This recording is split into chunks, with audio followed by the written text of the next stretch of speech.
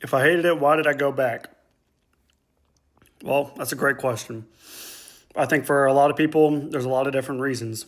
For me, initially the guy was my best friend. It was video games, pizza pop, nothing bad was going on. And when it first started happening, I was gaslighting myself, telling myself it wasn't that bad. It wasn't serious. There was nothing wrong with it. It was okay because I was still getting all of these good things. You see, my home life was jacked up. My mother was addicted to crack and cocaine. I slept in a bedroom with a hole in my ceiling, freezing every night. So if I got any kind of reprieve, as in going to somebody's house on the weekend, playing video games, chilling out, that was good. Now, as things got worse and the abuse got really, really bad, at some point, the psychological warfare kind of kicked in, and he was manipulating me to show up every weekend and to keep going back.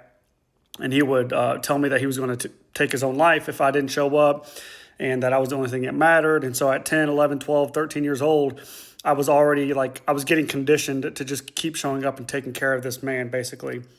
And that was already pre-existing in my mind because at 5, 6, 7, 8 years old, my mother would always tell me what happens in our house stays in our house. So I was never allowed to tell anybody what was going on outside of my home. So when I got to 10, 11, 12 years old and I was being abused by this man, I was already preconditioned to not speak up and to not tell and to not report and to not say anything and to protect myself and to protect the people who I was spending time with and hanging out with. So there's a lot of reasons why I kept going back. And, most of it was this psychological battle. Like I tried to leave. I tried to stop going several times. I tried to tell him like, hey, I got a family now, or I got, people that I love with, and I stay and they take care of me.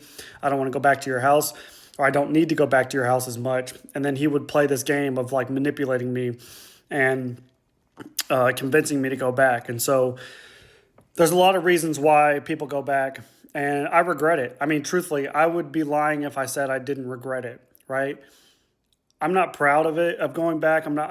I could have stopped going. I could have ran away.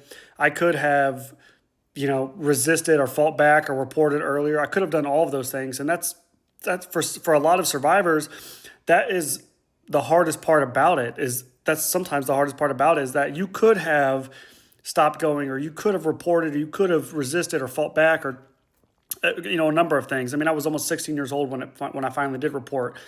So I was definitely capable of doing a lot of different things, but you don't. You freeze up and you don't, and you feel horrible in the moment, and then you feel even worse later on in life. But it's a great question. It's very confusing. It's very complex.